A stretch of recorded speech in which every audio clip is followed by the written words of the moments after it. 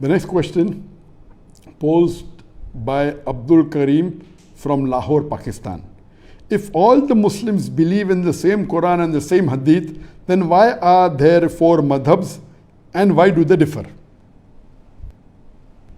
This is a very important question and a very sensitive question. The brother posed the question that if the Muslims believe in the same Quran and believe in the same Hadith, then why are there four madhabs and why do they differ?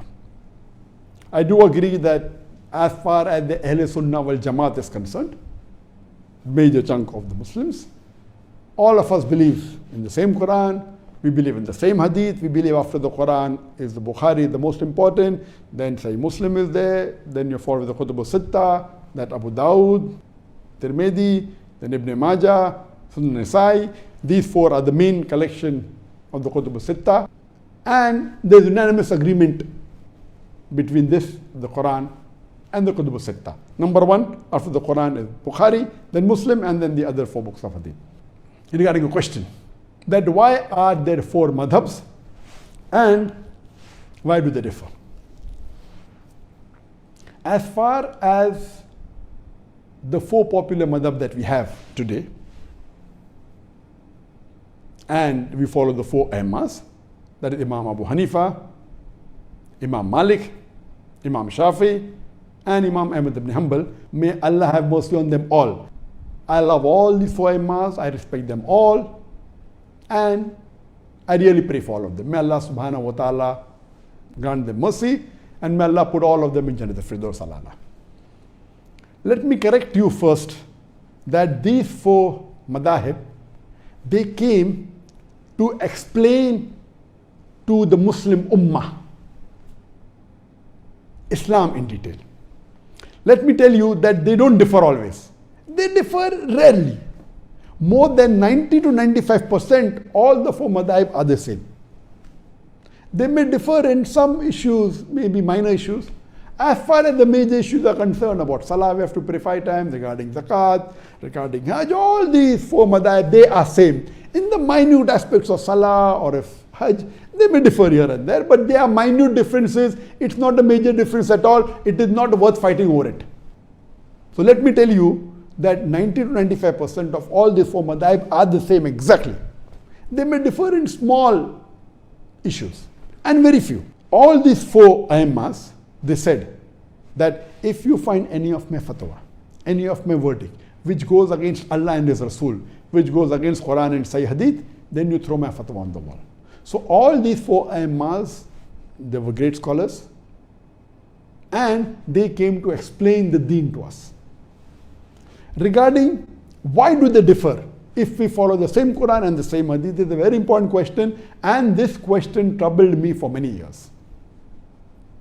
Alhamdulillah, Allah has blessed me that I have met many scholars from all these four madhab, and I interacted with many of them, many hours, and I spent time with them, and I posed the same question, why do they differ? And the replies they gave was there, some less satisfying, some more satisfying, but there's no convincing replies for the masses. And alhamdulillah, summa alhamdulillah, after meeting these scholars from all these four madhab, my vision of Islam and the differences, alhamdulillah, expanded a lot. Allah clearly mentioned in the Quran in Surah Imran chapter 3 verse number 103, وَاتَصِمُوا بِحَبْلِ اللَّهِ جَمِيعًا وَلَا تَفَرَّقُوا. Hold to the rope of Allah strongly and be not divided. We Muslims are supposed to hold to the rope of Allah, that the glorious Quran and the Sahih Hadith. And all, it's ijma. All the Ahl Sunnah wal Jamaat, the Muslims, we believe in the Quran and the Sahih Hadith. Then why are the differences?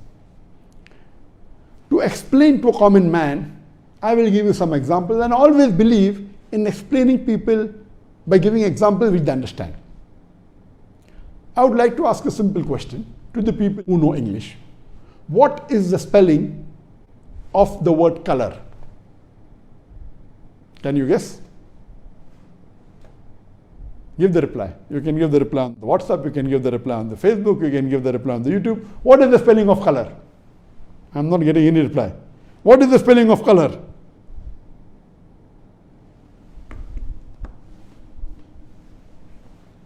What is the spelling of color? Some may say the spelling of color is C-O-L-O-U-R. Some may say the spelling of color is C-O-L-O-R. Which is correct? A person who is well versed with English will tell you that the first spelling is the spelling of British English. C-O-L-O-U-R is the British spelling for the word color. C-O-L-O-R is the American spelling for the word color. I am asking the question, which is correct? C-O-L-O-U-R or C-O-L-O-R? And again, you'll have difference of opinion. Some will say C-O-L-O-U-R is correct if he's a British. Some will say C-O-L-O-R if he's an American. Some will say both are correct.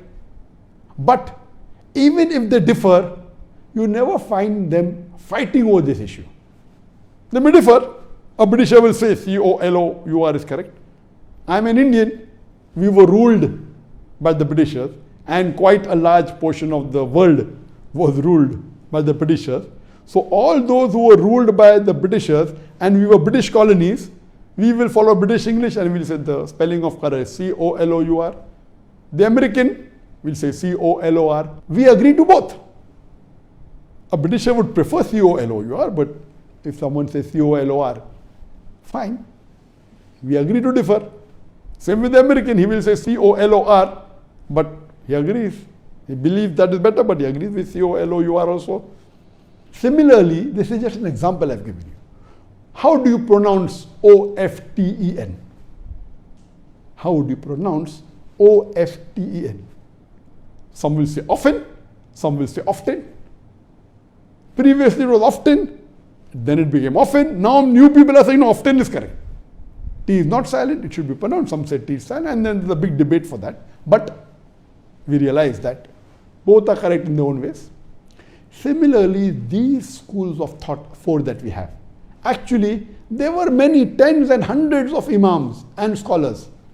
These four, Imam Abu Hanifa, Imam Malik, Imam Shafi, Imam Ahmad ibn Hanbal, may Allah have mercy on them all. May Allah grant them Jannat al-Firdaus to all. They were more popular, or maybe their students made them popular. There were many other imams, many other sheikhs, many other scholars. But these four, their teachings became more popular. Maybe the students made it more popular. And that's how we have these four major madhabs. But all these four great scholars and four aimmas, they never came to bring a division in the Muslim Ummah. They explained their point of view. Because if it is very clear cut in the Quran, there is no problem at all. If it's clear cut in the Hadith, the difference comes when there is a difference of opinion. Now, why is there a difference of opinion? I will discuss that. Previously, I used to think, okay, fine, maybe the difference is in the Hadith. Some people say Sahih Hadith, some people Zaif Hadith. That is the difference. That is not the real answer. That may be in some cases. After meeting so many fuqahas and scholars of these different madhahib, I've come with this example of the spelling or the example of pronunciation. So similarly, these madhahib differ. What is the major reason?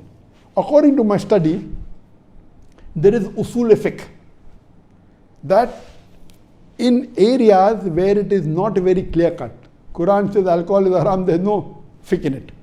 Allah says haram, it's haram. So no one will differ allowed or not allowed. So that's common. Where there is difference in understanding the Quran or the Hadith, etc., then the fiqh starts. So as far as usul fiqh is concerned, there are different criteria for giving your ruling on fiqh. Some may have 5 criteria, some may have 6, some may have 7, some may have 9, some may have even 10. I will not discuss in detail, time does not permit and difficult for common man to understand. I'll just give you a few examples for better understanding. Number one difference is difference in the criteria. As far as the first 2 criteria are concerned, it is the same. Number one criteria in all madahib, all schools of thought, it is Quran. Number one, there is no difference in it.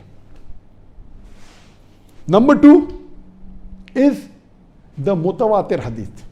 All the schools of thought believe that number 2 criteria for fiqh is the mutawatir hadith. What is the mutawatir hadith? There are various different classifications of hadith, One of the classifications is depending upon the narrators, the chain of narrators. Mutawatir hadith means a hadith in which there are various chains of narrators in every generation. That means that hadith has been narrated by many sahabas who heard the Prophet say that. Then the next generation, Tabain, there were many Tabains who repeated that hadith. Then the Tabain, many Tabain repeated the hadith. So in every generation there are many narrators. So in one of the classification of hadith, it is based on narrators. It is maybe a Gharib hadith, a single chain of hadith. Then there's Ahad hadith. One narrator is there at any one stage, only one narrator. For example, the very famous hadith, the first hadith of Sahih Bukhari, Umar radiallahu anhu, he said, that the Prophet said, Innamal amal binniyah. Your actions are based on your intention. All you find this hadith in Bukhari, in Muslim, in various books of hadith, but there's only one Sahaba who narrated it. So if any of the stages, where the stage of Sahaba or the Tabain or Tabain, any of the stages of narration, if any of the stages have only one narrator comment in all the hadith, it becomes Ahad hadith. So there are various chain of narrators, but all the narrators end to Umar radiallahu anh, and then Umar radiallahu anh narrated what the Prophet said. So it becomes the Ahad hadith. It may be a mashhur hadith, there may be 2 or 3 narrators, and it keeps on various categories. The highest category is mutawatir. That means several narrators at every stage. That means every stage have many narrators. Number is not fixed, there has to be more than 4 or 5. Every stage. Some are 20, some are 30 at every stage. So number 1 is the Quran. Number 2 is the mutawatir hadith. All the schools of thought agree that the number 2 highest category of evidence after the Quran is the mutawatir hadith. Third category onwards, the third criteria of evidence differs in different schools of thought.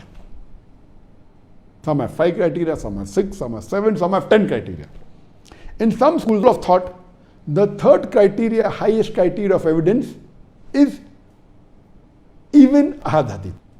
As long as it's a Sahih hadith, even Ahad, no problem. It can be a mashhur hadith, it is the third highest. And some schools of thought, no. The third after the mutawatir hadith is the urf, is the custom. That if the people of Medina did this act, it is the custom, it is the third highest, higher than even a Sahih hadith, which is the Ahad hadith. Some will say no, it is qiyas, analogy. So different schools of thought have different criteria in order. First 2 is the same, the third may be a Sahih Ahad hadith, some may say no, urf, the custom, some may say qiyas, analogy. Other group, the fourth becomes Ahad hadith, the fourth becomes custom in some schools of thought. So from the third onward, it differs. So based on this difference, some may prefer custom as a higher. So if it is not there in the Quran, if it is not there mutawatir hadith, it is an Ahad hadith. So this school of thought is Ahad hadith. The other says it is in Ahad hadith, but it is not there in the urf. So I will not believe, I will give urf more importance, custom more importance. So the differences arise in what you give more importance to. Do you give importance more to urf, the custom? Do you give more importance to qiyas, analogy? Or do you give more importance to Ahad hadith? From third level, it keeps on differing in different schools of thought. So because of that, what you give more importance to differs. That's how the ruling differs. But all these rulings are minor. What we have to understand, that we have to respect the ruling of all the 4 schools of thought. Because all the 4 schools of thought are based on Quran, they are based on hadith, but the level of importance may differ. Some schools of thought say, they may have a criteria. If you're talking about salah, it should be a mutawatir hadith. Because salah, the Prophet prayed in public, almost all the sahabas saw him. So if you give about salah, Ahad hadith, though it is sahih, I will not follow. If it is salah, it has to be evidence for mutawatir hadith, otherwise I will not follow. That is their thinking. You may agree, you may not agree. You may say no, it's Ahad hadith, one Sahaba reported it, it is sufficient for me. It's a Sahih hadith, fulfills the criteria of Sahih, it is sufficient for me. Other school of thought say no, if it's other matter, I will believe in Ahad hadith. But salah, such an important thing, Prophet prayed every day, 5 times a day, it should be a mutawatir hadith. Difference of opinion. So how do you differ? So the third and the fourth and the fifth level of criteria after the first two differ. This is the reason why the major difference is there in the four schools of thought. It may be difficult for people to understand. Number two, the difference may also be that you may differ that whether it's a Sahih Hadith or not. Some may say it's a Hasan Hadith. Hasan Hadith is the lowest level of Sahih Hadith. Some will say no, it is a Daif Hadith. So Daif Hadith is not a Hujjah, is not an evidence for saying something is fard or something is haram. It may have other values. So the Muhaddithin may differ, and when they differ in minute. Some may say Hasan, some may say Zaif. Hasan is the lowest category of Sahih. Classifying Hadith on the basis of whether it is Sahih, Zaif or Mawzu is another classification. Sahih Hadith itself, there are 10 types of Sahih Hadith. Then comes Zaif, then comes Mawdu. Time will not permit to go into details. So the second type of difference of opinion in fiqh, besides the criteria, is whether the Hadith is Sahih or Zaif. Few. Third, may be difference in understanding the Hadith. For example, the Hadith of the Prophet ﷺ, that after ruku, the Prophet stood and he kept his hands where they were.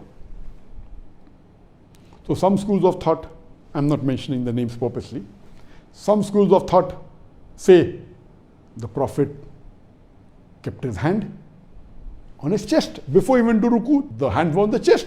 So after ruku, when they get up, they keep the hand on the chest. The other Aimma say no. Before starting the salah, where were the hands? The hands were at the side. So when they get up from ruku, they keep the hands on the sides. So here you understand that the difference is because understanding the hadith. All of them agree that the hadith is sahih, but one fuqaha agrees this hadith refers to where were the hands before going to ruku. The other fuqahas agree that it was before starting salah. So difference in interpreting the hadith. So one is because of criteria, which is the major difference. Number two is that difference in whether it's a sahih or zaif. Number three, in understanding the hadith. Similarly, there can be a difference in understanding the Quranic verse also. For example, the verse of the Quran says that when a woman touches, your wudu breaks. So one fuqaha agrees that physical touch breaks the wudu. The Arabic word is masa, coming from the word lamasa. Lamasa has got two meanings in Arabic. One means a sexual touch, one means a physical touch. So one fuqaha takes it as a physical touch and says physical touch breaks the wudu. The other fuqaha says no, it means sexual touch, so physical touch does not break a wudu. So the differences are there in understanding the meaning of the verse of the Quran. So because of these differences, whether it be difference in criteria, whether it be difference in whether it's Sahih or Daif Hadith, whether it's a difference in understanding the Hadith, whether the difference in understanding the verse of the Quran, because of this, the differences are there, and these differences are minor. We should not fight over it. What we find today, that because of these issues, there are some people who just study for a few months or few years, and they start saying that, okay, my fiqh is the best and is the only right one, which is wrong. All these were great fuqahas. We love them all, we respect them all. Even they among themselves, when they differed, they respected. They agreed with the other view. What they said, my view I think is afzal. It is better. That doesn't mean you are wrong. But today, most of them, you are wrong, I'm right. What I say, even I am right. To say I am only right is a big problem. Or you can say, I think this is afzal, this is better. That you can say. But today what we have, no, I am only right, you are wrong. Because of that, there is tension and there is fighting. We Muslims should be united. These are petty issues. The differences are going to be there. There were differences in the Sahabas. We should not fight over it, and we should agree that we agree to disagree. We should not fight over it. And all these issues are not on the major issues, they are minor issues. So I request the Muslim Ummah that we should be united, and we should respect these Aimmas, and we should respect the scholars, and see to it that we follow the Quran and Sahih Hadith as close as possible. Hope that answers the question.